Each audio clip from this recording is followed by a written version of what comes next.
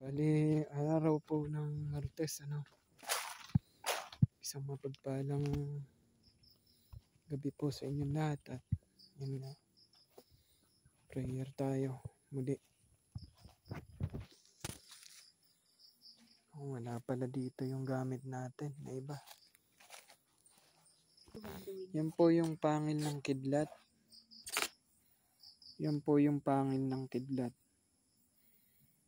Galing po sa mangyan. Itim yung dulo niya.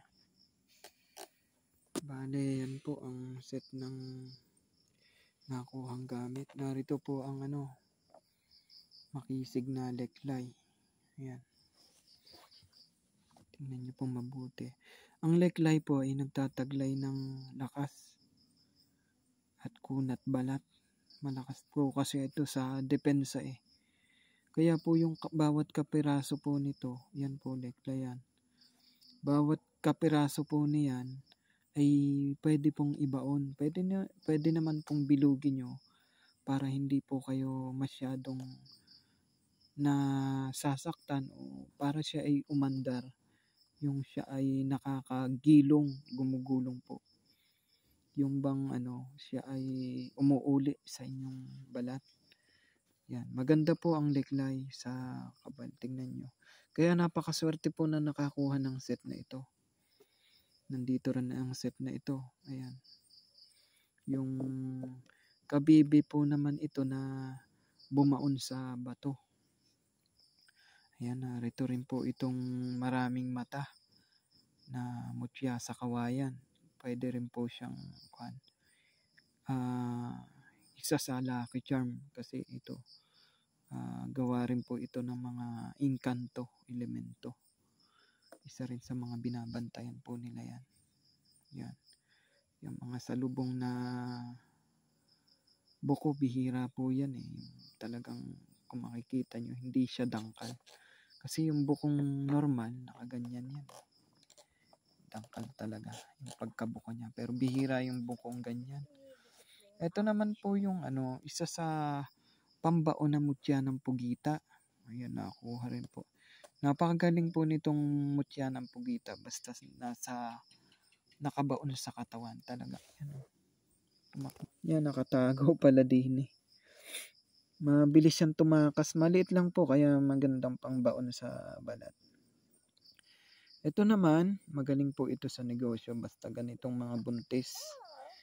Ayan. Katamtaman lang naman ang pagkaano niya. Yan. Napakasolid po ng kabibi na ito na fossilize. Yan. Ito naman solid na solid po ito. Solid na solid. Napakagaling nga ng nakapagkuhan ito. Nakakuha ng set na ito. Yan. Siya ay merong libon na talagang ang nakakuha niya itong ganitong may buko. Mainam po may mga buko eh. Paglipon ng kawayan, napagaling. Yan. Sa lubong. Ito sa lubong rin po yan.